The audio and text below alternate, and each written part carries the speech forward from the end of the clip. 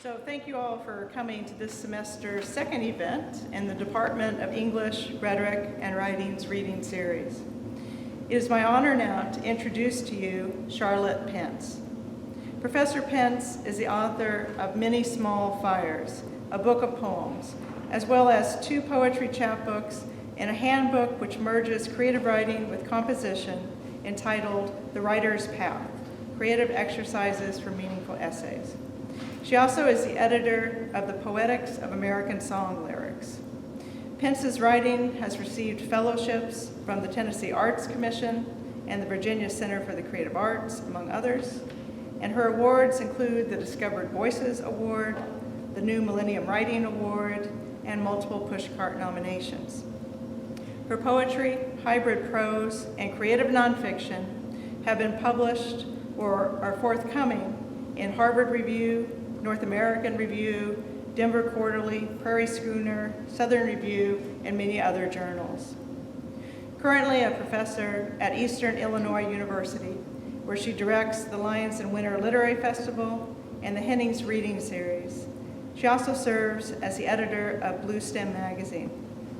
Pence received her PhD in creative writing from the University of Tennessee and grew up in Rome, Georgia.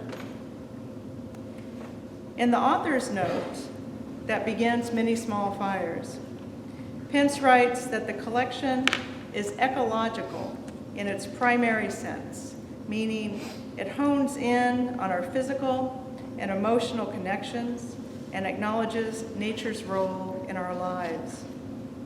Grading science, anthropology, and memoir, Many Small Fires remarkably weaves a difficult family history with the history of the extended human family, particularly Homo floresiensis, a distinct species commonly referred to as the Hobbit people because of their short stature, recently discovered on Flores, a remote island of Indonesia where Pence traveled.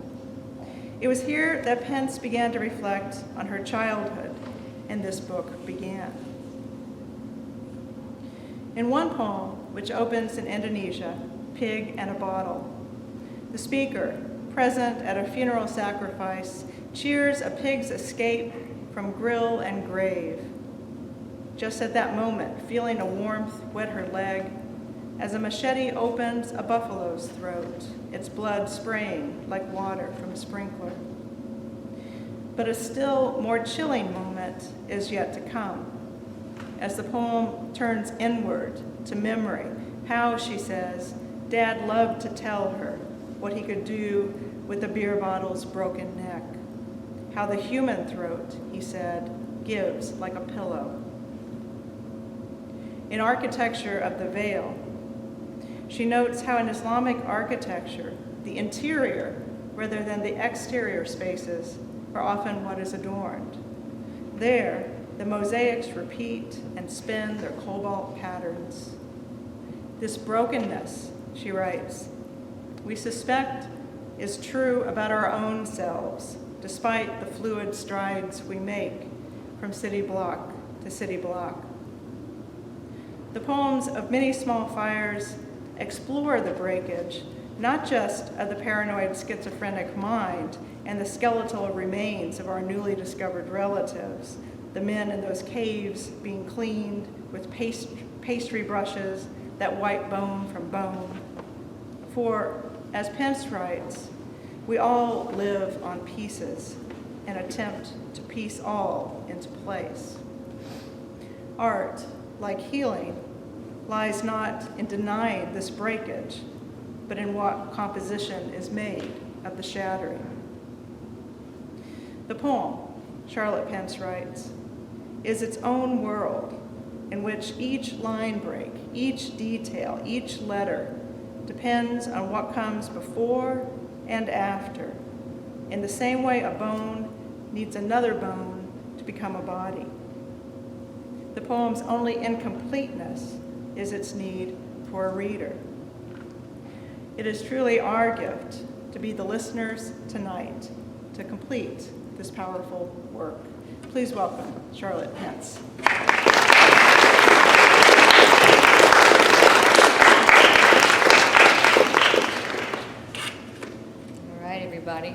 tonight? You good out there? Let's see. Is that sound? Is that sound? Do we need this?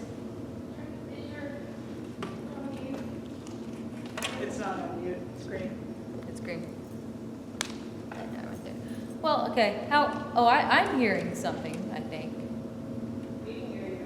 Okay, good. If you can hear me back there, we're good then.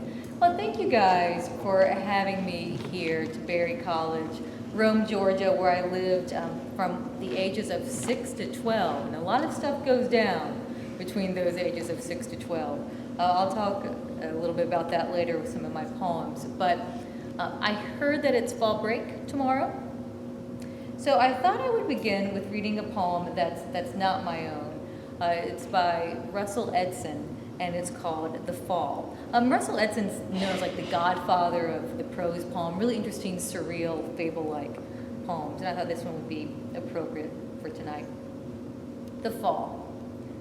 There was a man who found 2 leaves and came indoors, holding them out, saying to his parents that he was a tree. To which they said, then go into the yard and don't grow in the living room, as your roots may ruin the carpet. He said, I was fooling. I am not a tree, and he dropped the leaves. But his parents said, look, it's fall. Good, thank you. I think that's a really funny poem too. All right, so I'm going to begin with a poem from my new collection. When I spoke to Dr. Meek's classes earlier, someone asked me about this poem in particular. It's called Space Bears and Doxology. So this poem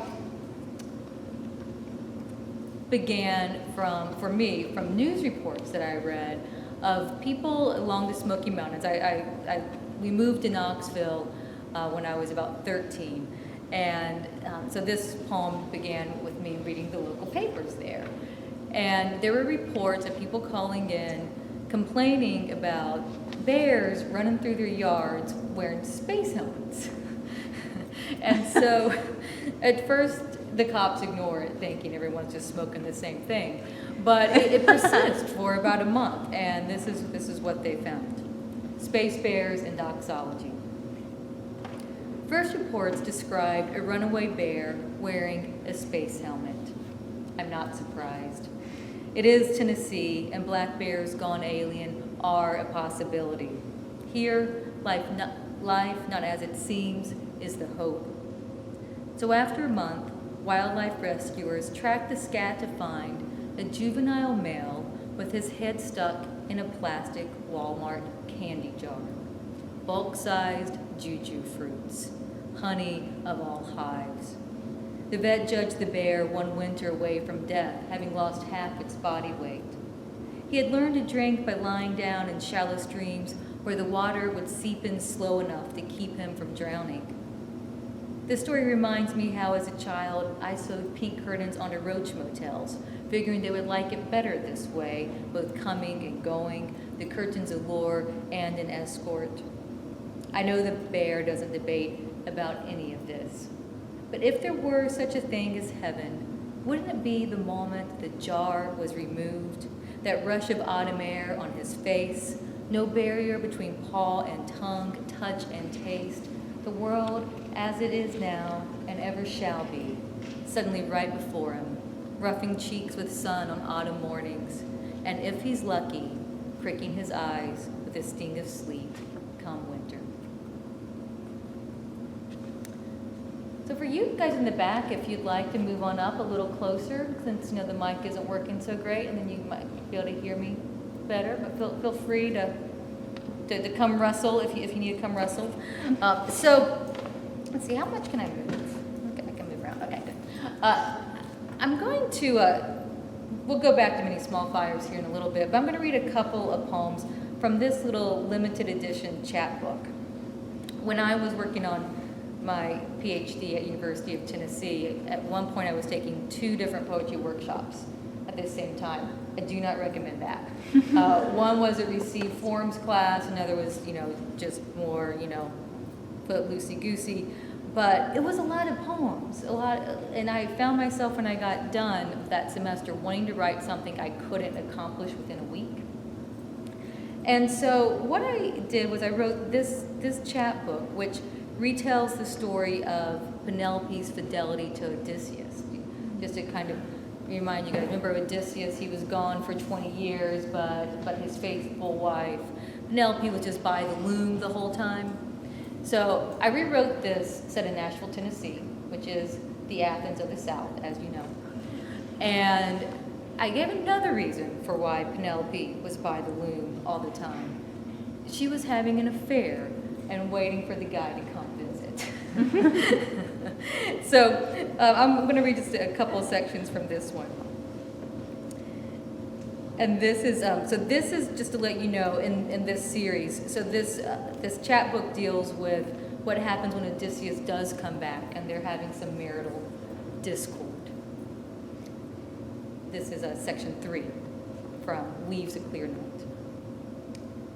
The Trojans kept Helen for 12 years, winning at least a little while. So often we focus on the loss rather than the years of attainment. But any love that matters will one day be taken for granted. I think of how many nights I slept next to my husband on wrinkled sheets, warm where the dog curled, cold by my feet. As his hand grazed my thigh, I realized he hadn't touched me all day. Each morning when I woke, I understood he was an eagle scanning the next ridge. The bed heaved as he rose first, his steps hard, stiff, while the erupting sky behind him eased from gravel gray to blue. He didn't glance back at the soft curve of my body, not yet rigid with the day's to-dos. But what he would do was place cereal and fruit in a bowl, then call my name, the milk cold, the peach sliced. Without motive or need, we slept, ate, read, breathed together, him running a hand under my shirt whenever he wanted. But I was talking about Helen, about how she loved as she wished at least once, willing to witness the loss of a world for it. So this continues with Penelope thinking if she has the guts to leave Odysseus. And I'll read one little poem from this. When he returned, the first thing my husband did was search for his favorite pair of yard shoes. He passed through the kitchen toward the yellow back door. I stood at the counter, swiping spilt pepper grounds into a blue rag. He stopped, wrapped his arms around my waist from behind. Passion is the word for that. But I don't know the word for what else it is. That web being hooked and crossed in the basement while we sleep above. One strand attached to the shiny bicycle spoke, another attached to the rusted nail head that juts from the basement post. As Dr. Meek mentioned, I do like to go to other countries or just other states or just to the park down the street to get a little bit of research for my writing. But this began a long time ago for me. I think before I realized I wanted to be a writer, I was doing a study abroad program in Ecuador. And one thing they had me do was go to an orphanage one day. And I just really wasn't prepared for the emotional toll that would be. Instead, I came with a bunch of toys, thinking I'd be doing everybody a great service as I came there and did some cleanup and passed out little dolls. So this next poem I want to read is called Sometimes When a Child Smiles, and talks a little bit about that day. Sometimes when a child smiles, mouth open wide and greedy, even the molars exposed, it reminds me of a single afternoon when I'm passing through an orphanage in Ecuador, distancing myself with one-armed hugs and toy store gifts. I toured cafeteria-sized bedrooms guarded by bougainvillea flowers scratching at windows, frowning palms standing shoulder to shoulder. And outside the girls' windows, Under the garden's uncut hair rested its secret everyone knew and no one believed. And I know the rules. I should not repeat it. Should resist telling a story about orphans. Yet how can I ignore it when the sun angles from the west at 5 o'clock in May, when light's neither new nor old, but that color of freshly squeezed lemonade, and it slices across a child's face at that silent moment between grin and the laughter.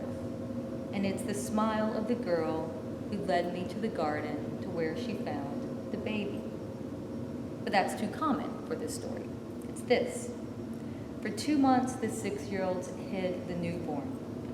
They snuck cartons of milk under their navy cardigans and let the baby suckle off their fingertips. One girl chewed her food and spit it inside the child's mouth like she'd seen dogs feed their pups. And they named her Caramella, a candy they wanted, and made her so content the nuns never heard her cry. Sometimes when a child smiles, I have to look away, for I know I could not do what those girls did. I could not accept a secret without fearing it, and I could not spit into a child's mouth and know this too is love.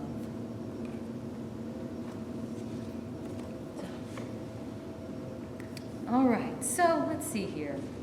I think I'll switch gears a little bit and go back to this book. I'm going to read this poem called Ag Research that it's kind of a funny thing. When I was an undergraduate, I gave myself the little task to choose the class that I knew the least about and have to take it.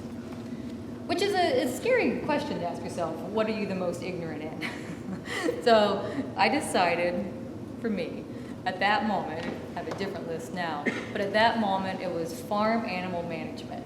So I signed up for a class over in the vet school where I was given my own sheep for the semester, and I was supposed to train this sheep and to walk on a 2-finger touch, but I messed up, and whenever I asked her to turn right, she would fall on her right-hand side, and left, she would fall on her left side, and then I never could give her a signal that said to get up, so we'd have to wait for the other sheep, who were smarter, to go by until she would follow the sheep. But anyway, in many ways, me putting myself into this situation that doesn't fit, I think is very much how metaphor works. You take two things that don't seem to go together, and you have to figure out why they do go together.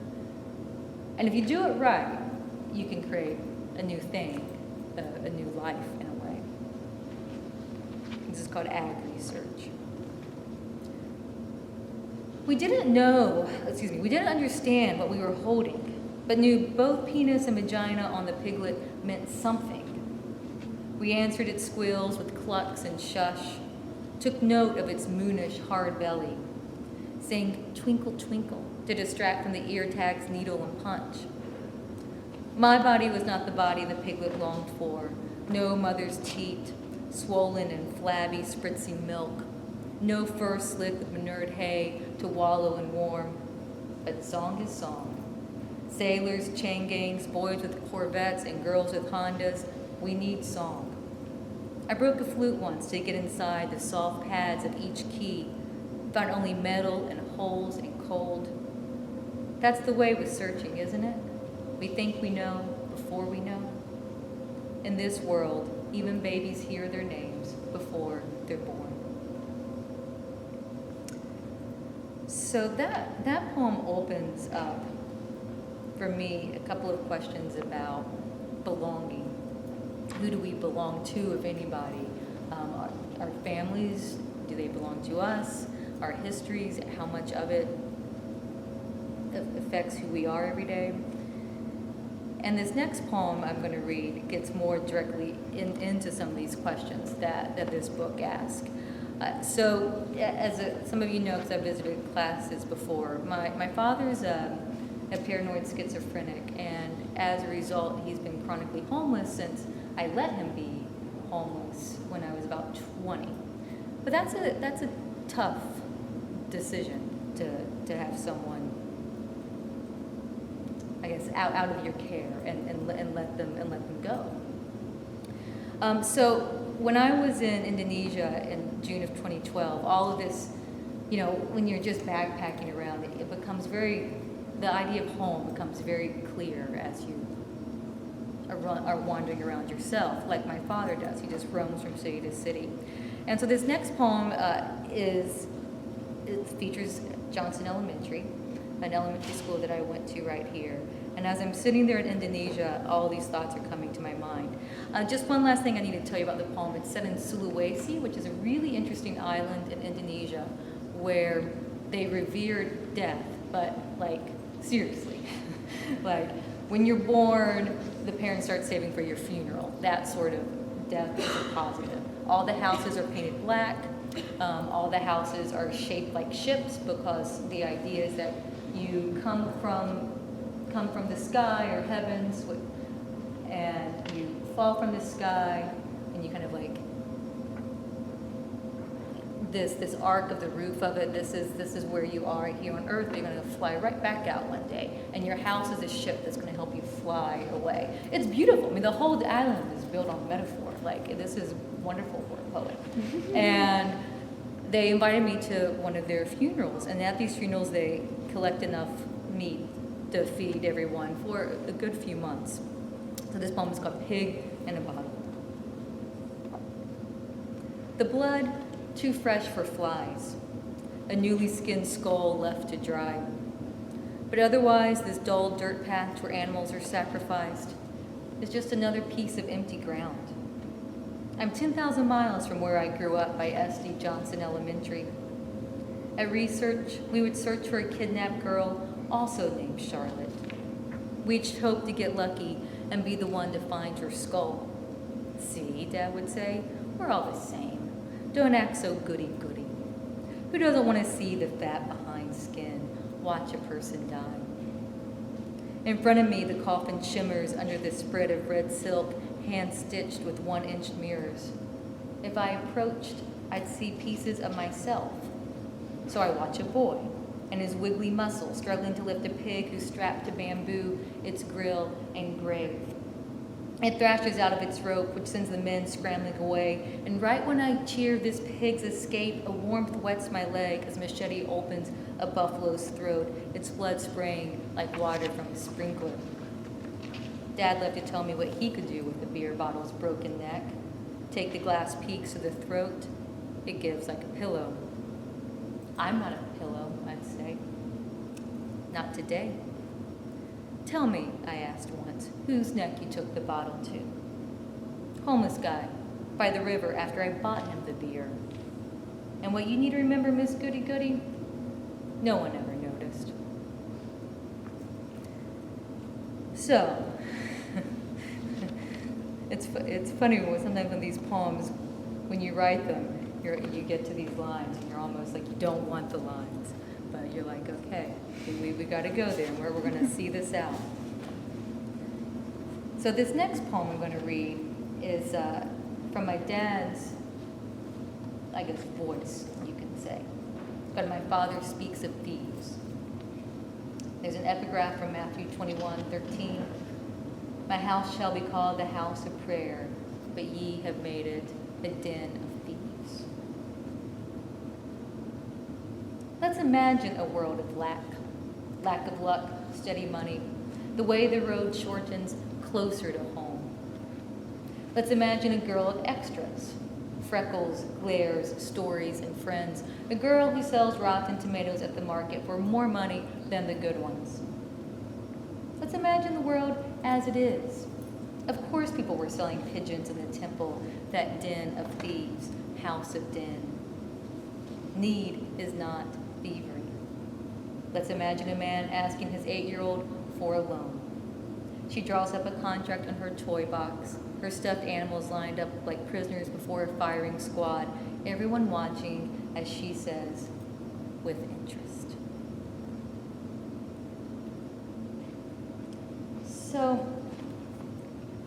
when I began to write this book, I wasn't sure how I was going to go about it, mainly because I I personally wasn't that comfortable with the subject matter, and so how I was able to process that is I kept like fragmenting the story into many smaller stories or larger stories, however you want to look at it, be that of my own childhood, but also this idea of what is home, what is family, what is our responsibility to one another.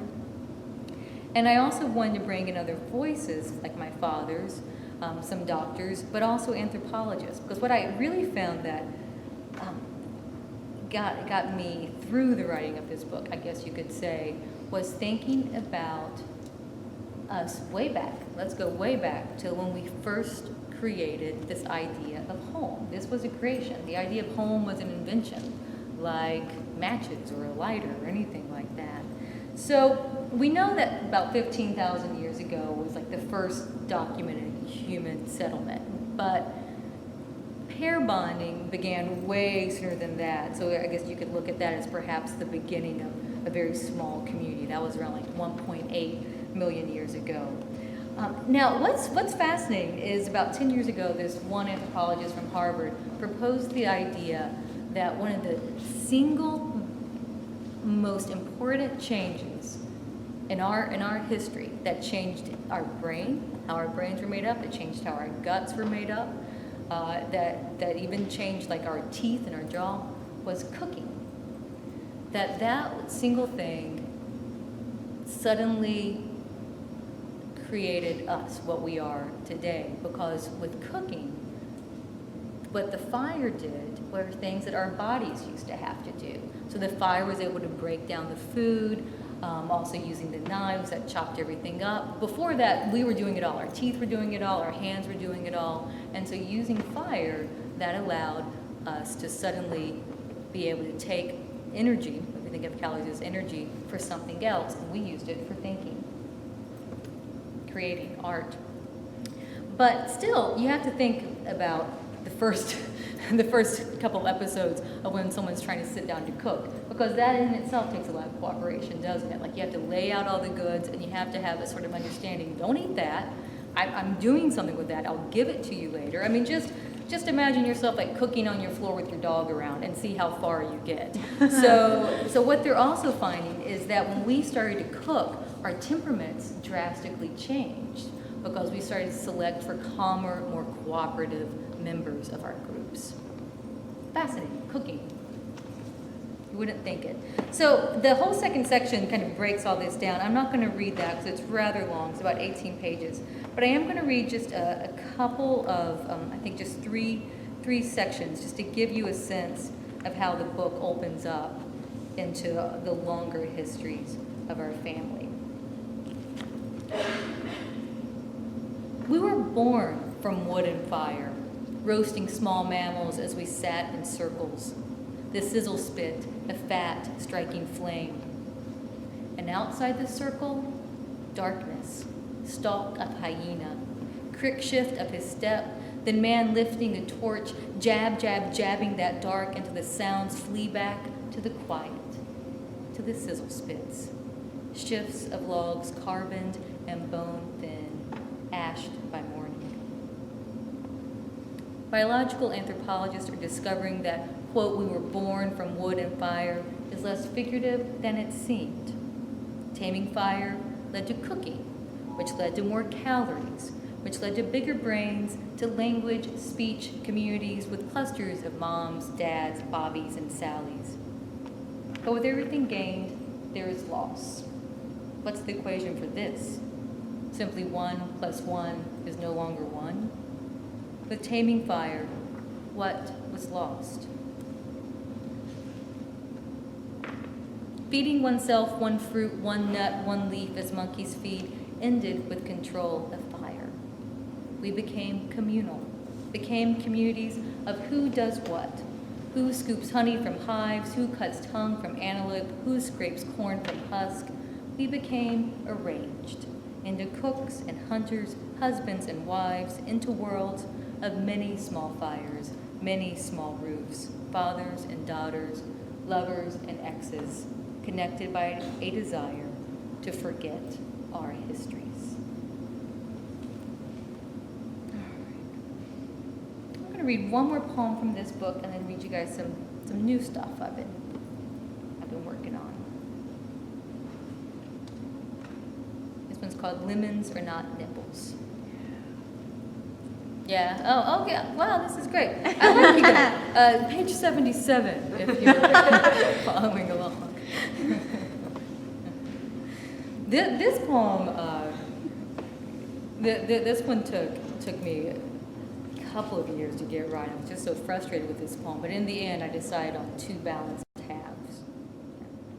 Lemons are not nipples. The tip of a lemon is not a nipple. The spine of a book is not the spine of a man. No thing is anything else. These are lies a poet tells to avoid certain truths. The closest I have come to holding a dying man's hand is witnessing a buffalo slaughtered.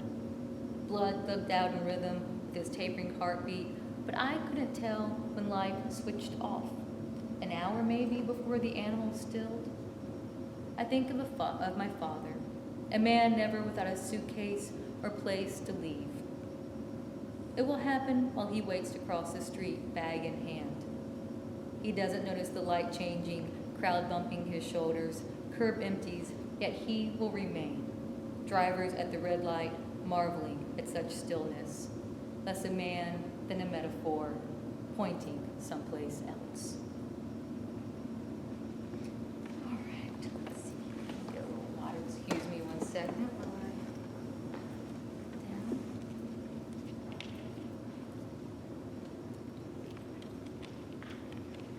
So there's supposedly a really good baseball game going on tonight. Oh, y'all don't care. Wow, I appreciate that. That's unusual for me, but so this next poem, it's kind of a new one. I have a 3-year-old, and she asked me once, what would a mermaid cemetery look like? And you're like, I have no idea, but I'm totally stealing that kid. I'm gonna write a poem with it. So I'm gonna read this poem, but I read this when it was in Columbus when they were having this huge basketball game, and I'm like, this should be retitled to be what it feels like to be a poet reading during a major sporting event. So tonight's another one of those nights. We got a lot of those sporting events. Of course, there is no seaweed in this mermaid cemetery, in this spot where the blue abyss grows hard, jagged. Geologists analyze the rock layers by color, assign dates to each swatch of beige, stickered, charged admission to sea. Not the mermaids, though.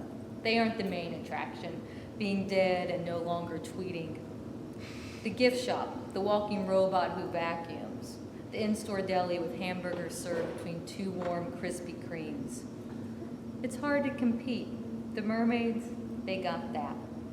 Why else sing all your life to sailors who by sobered sunrise claim them unheard, unseen? So a couple of you asked me earlier what the new book is about. And I mentioned, well, I told you a little bit of the story, and I'm going to just give you the story here in poem form. Now, I don't know if this new poem that I'm getting ready to read you that started this whole book is actually ever going to be in the book. It might be like a pre-writing poem, because this is kind of like the facts of the poem, and then what I'm going to do next will hopefully explode it open a little bit. But this is called Joy is Earned, and it's for a friend of mine who passed away in 2014. She was born in 1971. It's easy to forget birth and death are partners, hovering in a corner at an otherwise pleasant party.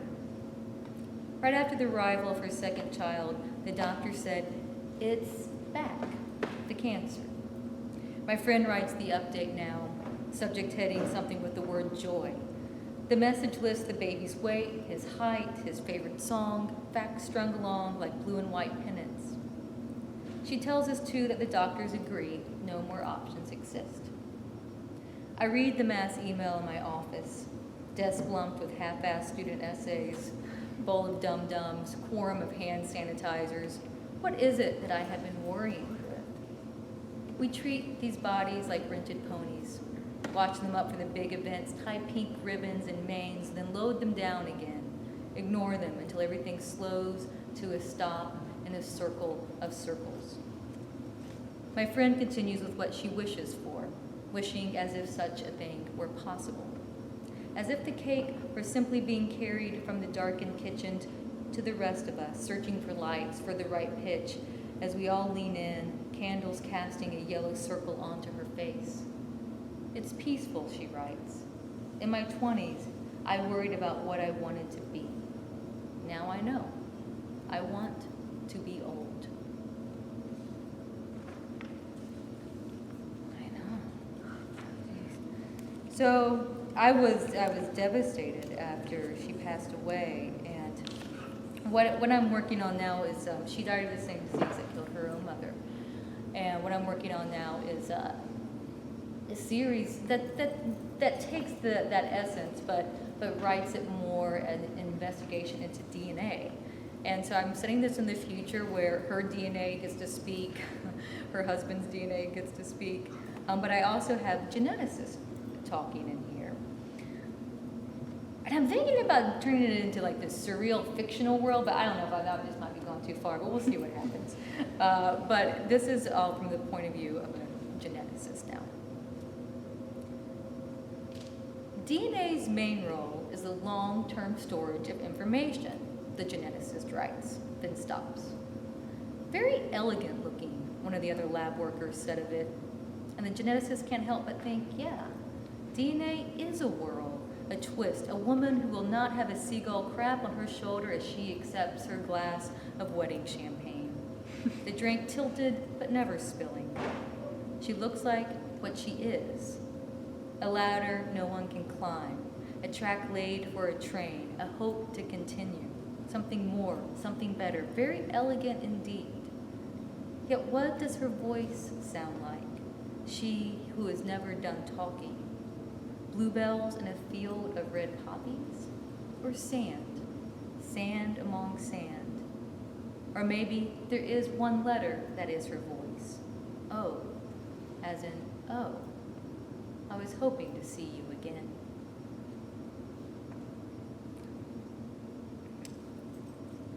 What time is it? I didn't bring my 8:17. Oh, excellent. Okay. So that means I get to read a couple of other new poems for you guys.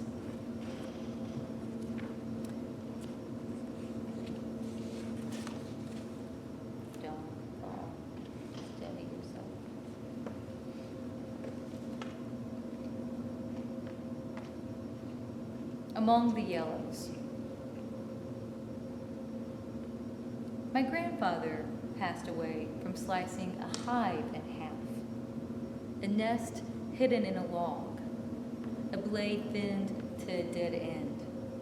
What followed was a blur of bees. A man running wild, arms twice as thick as normal, neck vibrating out to in. He died before my birth, which is maybe why I imagine this. 100 split hexagons, shining, lit gold, stirring with eggs, drips, drips, pollen-dusted eggs, yellow slits like lit apartment windows when darkness first creeps. Inside, strangers stirring about their lives. Who hasn't peered in past politeness, hoping to see what is it exactly? Clicks and hums humans make twirling their lives into order. The circles to scrub skillets, figure eights to rinse toddlers' hands, the curve to read the news, shapes and slices of the living, obligations of the alive.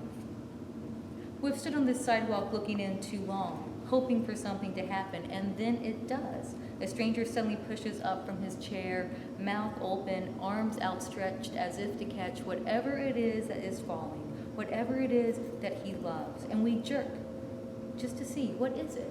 What's just beyond us? Try to clarify with a honed blade, a sure swing, a clean cut into that beautiful trudge of daily duties. into that space within ourselves, the hopeful, once called souls. Okay. So I think I'm going to change the mood just a little bit. This is a college campus after all. Let me see, I need to find this poem. This is a longer poem. This was a contest that between my husband and me. So he's a fiction writer. Are y'all aware that like the novel Frankenstein began as a contest between a couple of writers to see who could create the scariest story? Okay, so yeah, so my husband comes and he tells me this story from one of his friends about visiting a bookstore, an adult bookstore. And when I heard it, I'm like, I want that. And he's like, no, I want this. So I was like, fine. Let's see who can write the better piece. So this is our dueling vibrator poem. Just to let y'all know, it gets a little racy, but I you know, you can close your ears if you need to. Okay, a couple other things you should know because this is me going about it. I love reading the Best American Science and Nature essays every year. I just mine that stuff for great metaphors. So there are some facts that come in, some mathematical equations about fishes and tanks and water, and all that's real. And I just want to, a couple of the lines are from Bonnie Ruff. It's her essay in particular, but you'll hear the lines when they come. You'll get it. Okay. Good. It's a 3-page. Okay. Spatial relations. The day before my boyfriend left for 6 weeks, he gave me a vibrator. He would say his leaving had nothing to do with it. He gave me the vibrator as a Christmas gift. A lovely royal purple thing, bulbous, like a triple scoop of ice cream. He intended for us to use it together, too. Besides, he added, I never want to be the person to prevent you from doing whatever you wanted with whomever you wanted. 2. Quote, in terms of geologic history, space was not a gift to life, but vice versa. End quote. I don't entirely understand this statement, although I suspect it relates to him and us and the vibrator, another malleable shape to fit into other malleable shapes. 3. G.J. Reckloss, A. Iliopoulos, and M.K. Oliver recently formulated new equations to measure the necessary space each fish needs in a tank. Their occupational pet peeve? People who believe 1 gallon of water per inch a fish will do.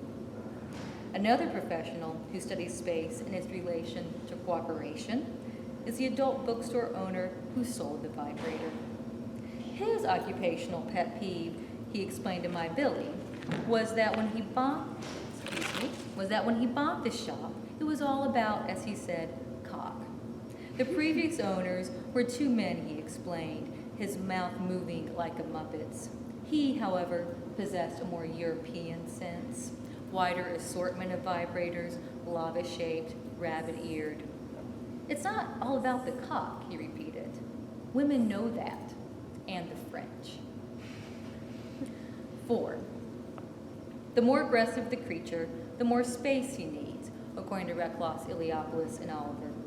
A peaceful fish plus a peaceful tank mate need L equals FL times 4. That's like fish length, blah, blah, blah, just bear with me.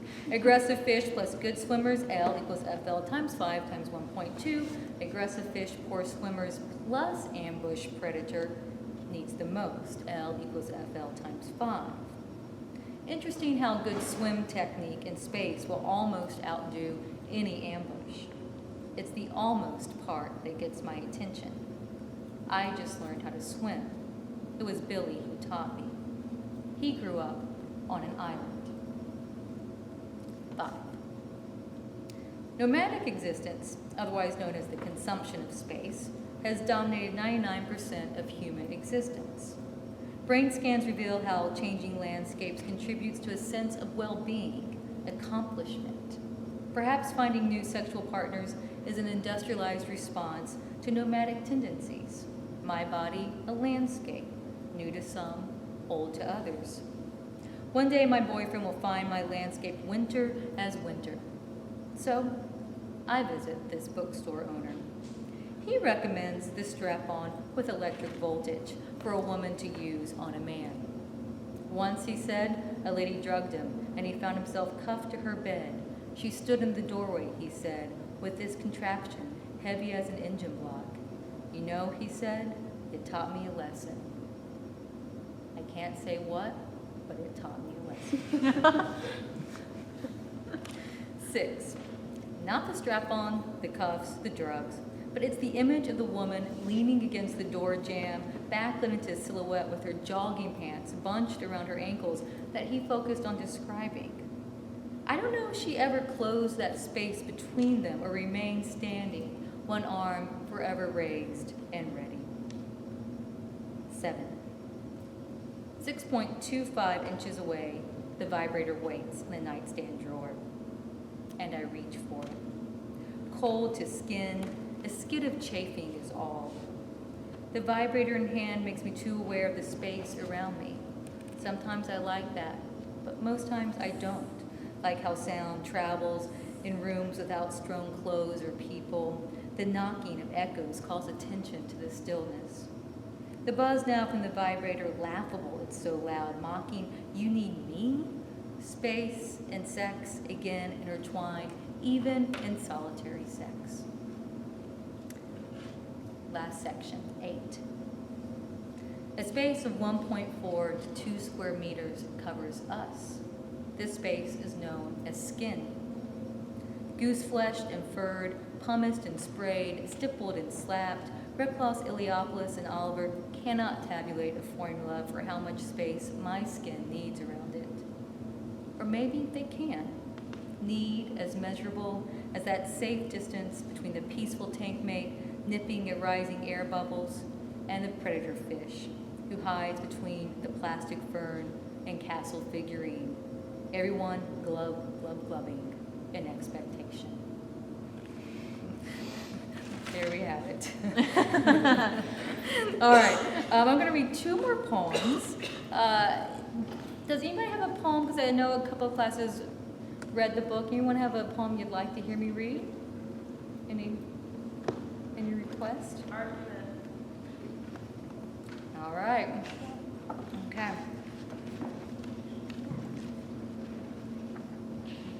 I might ad-lib it just a little bit. Okay.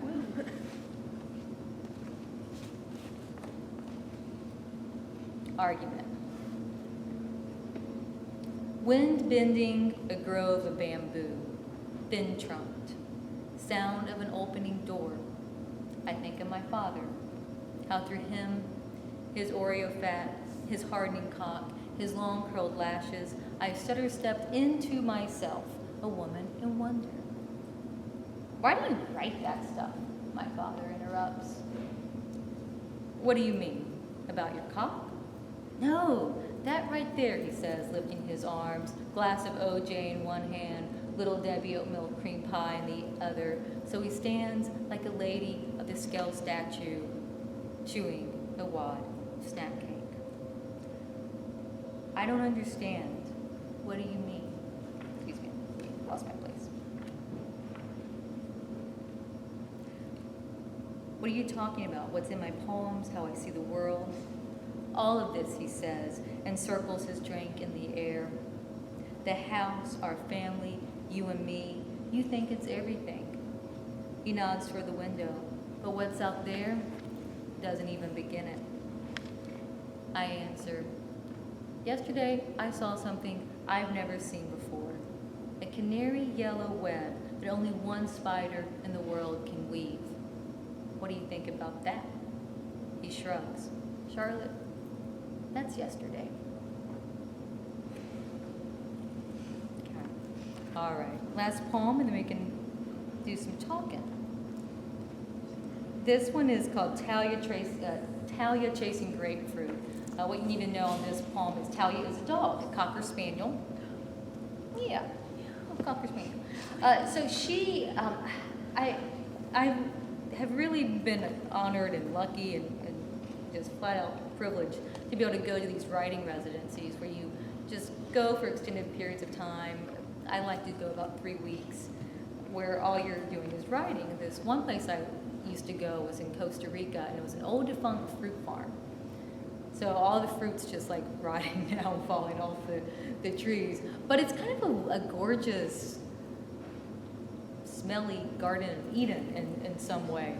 But the funny thing is, the owner of it told all the locals it was a snake farm, and that's even like the sign, snake farm. So I just, my concern is you have all of these people in the town just thinking all these Americans are the dumbest for like spending all this time to go into a snake farm that they are all staying away from. Like, why would you ever go in there? But Talia was this Cocker Spaniel that just kind of ran all around. She didn't belong to anybody, and she shared her fleas with all, and we all loved her. Talia chasing grapefruit, after Robert Hass. The grapefruit rolls downhill, that motion June morning. Fruit heavy with 7 days' rain, climbing ants, plump, white-veined seeds. The wide paws of the golden spaniel flail after it like a conductor crisscrossing his arms in a final dare of energy. Evolution, somewhere then and now, went a little manic. Did a step ball change tap movement, and then the fish walked, the seed split, wet, craving more. But we should take away agency. The seed sprouted. The sprout seeded.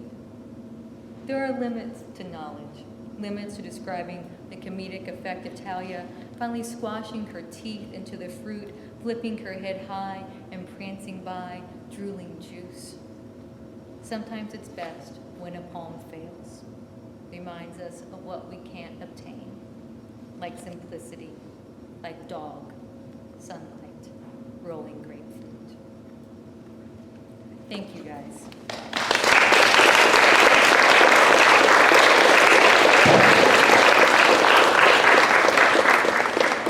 So is this on? We don't know. So what would happen if I took it off? What happens? Nothing. Nothing happens at all. All right. So yeah, anybody want to ask anything about the poems? Yeah. I have a two-part question. Is that okay? Mm-hmm. Okay, so I don't think anyone's going to fight you. Okay. I'm really interested. So earlier today, I asked you about the second part, and you told me that you put in the second part because it just bridged everything together. Mm-hmm. So now I want to know about the two arguments, because at the end of the first one, your father says something, but you, or the speaker, ends the second part. So tell me why you did that. Yeah. Okay. So yeah, there are a couple of poems that repeat the titles in this book, and the opening poem, I think we call it like a keynote poem, is one. That's argument, which you heard, and then the last one. Maybe I should just read that, because I don't know if we've all. Yeah, I probably should just read that. And then the last one closes it up. It also has the exact same name, argument, but just two. And you'll even hear some things echoed here. Wind bending a grove of bamboo, thin trunked. Sound of an opening door. So I thought of my father, doing past tense now, of our loblollies, our axes, our history, and our longer history, detailed in tooth size, pelvis flares, hyoid bones, guts. But why? My father interrupted. I answered. Remember the globe I had as a kid? The one that sat crooked on the desk, unable to spin? The bulb inside burned out, unable to light the broken blue oceans. I've walked on dots I once pointed to. Looked down the 250 shaft where archaeologists are finding a new branch of human beings. Smelled freshly uncovered 10,000-year-old dirt. And it smells like our dirt, ripe with ash and clay, sunning bone and lost rain. Don't, he said, pointing at me, his fingers shining with sugar. I've told you 100 times, don't you ever bury me in the ground. And I've told you, this is the only story we know. the story we keep telling, how it all falls, how it all ends, a slow descent, a piling of dirt over face. Yeah, I've never read that poem out loud before. I mean, not to a group.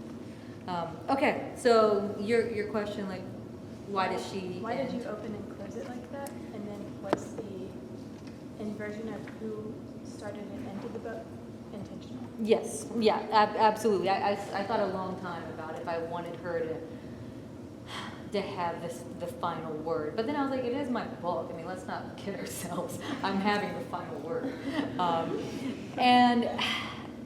And also, so this is, throughout the book, you'll pick up on this theme that the father is afraid of ever being tied down. And death for him is scary because he is afraid of being put in the ground, because that's, again, confining.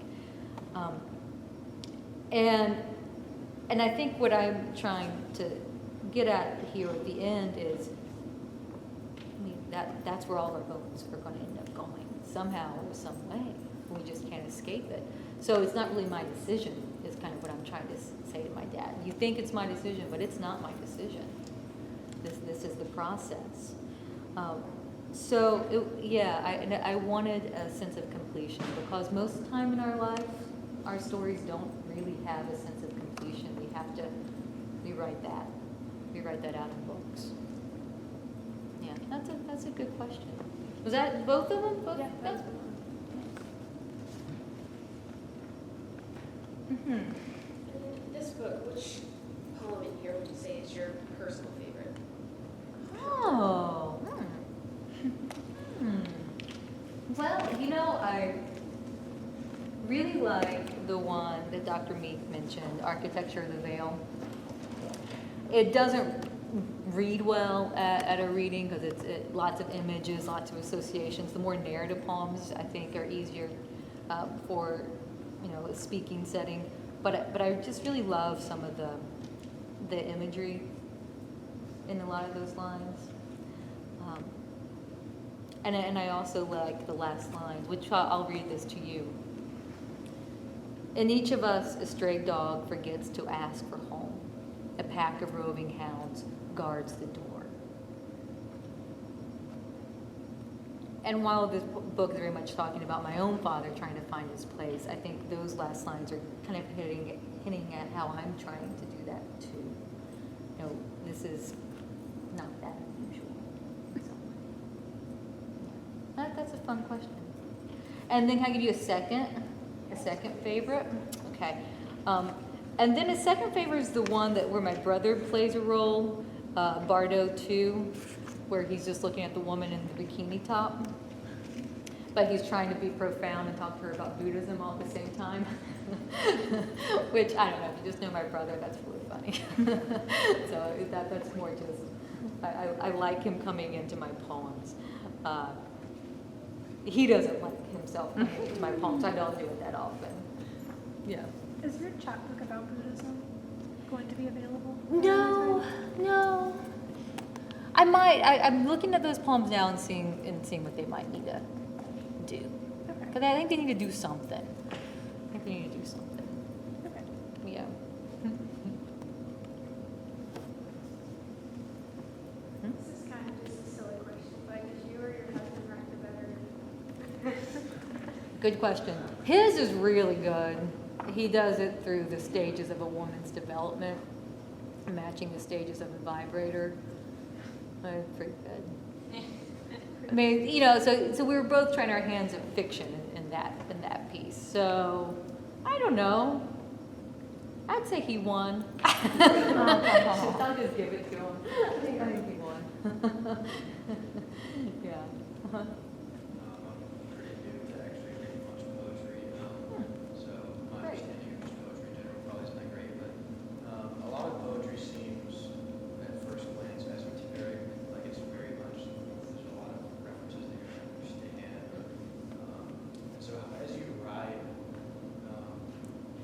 do you ever think, oh, this is too much, I don't understand, or what's kind of the balance there that you try to find? Oh, that's a great question. And I think that as, we have a lot of young writers here, that will be the question that is very much going to be governing your aesthetic.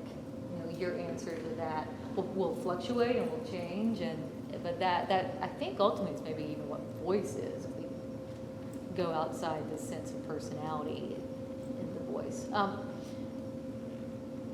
So what's kind of mine? Yeah. Duh. I struggle with it. Right now, I'm very much not wanting to write any poems about my life, as you can imagine.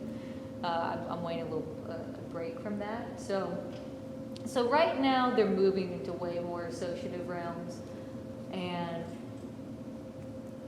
and all of my readers, because I have my set readers, none of them are like, because they're like, no, this makes no sense.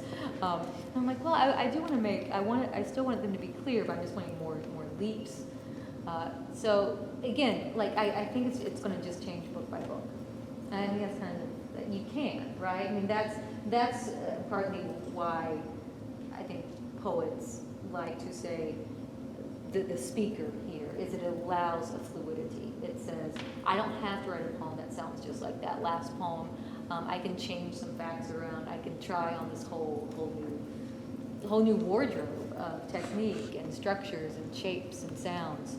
And that's okay, because each poem is its new thing.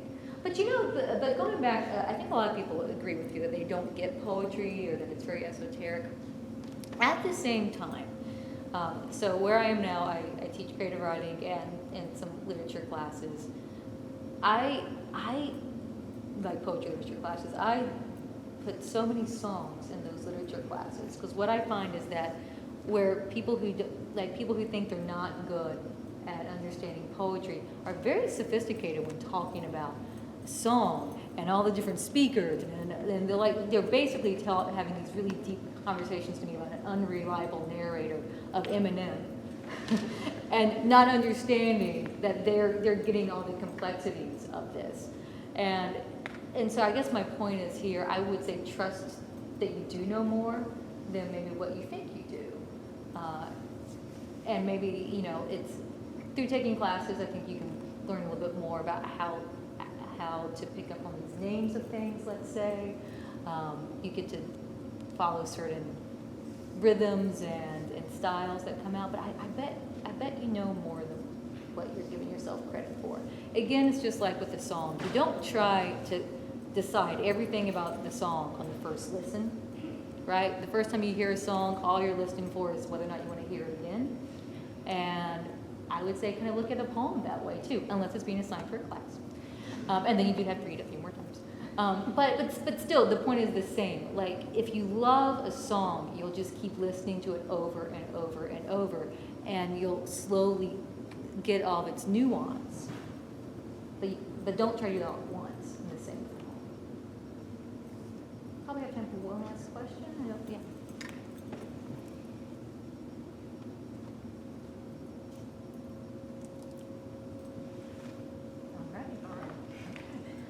We have books for sale. Oh, yeah. Oh, you say that you get a lot of your inspiration from travel. Yeah. But is there some place that you like to go that's really like your safe haven for actual writing? Yes, absolutely. So I have, you can either call it a balcony or a really lame deck on the back of my house that's like this wide. And no one goes out there because you can't even barely sit down. But I found this one little table, and that's where I start off all my mornings, is out there. And just looks out to the woods. And I have a little fox who has a little den, and I see him making his way. He's kind of lazy. I thought foxes did a lot, but they don't, I guess. At least not this one. I just get to watch him as he does his thing every day. It's pretty great. So right now, it's my backyard. All the travel, you still end up in your backyard every day. But that's still great. All right. Well, thank you guys. It was great to be here.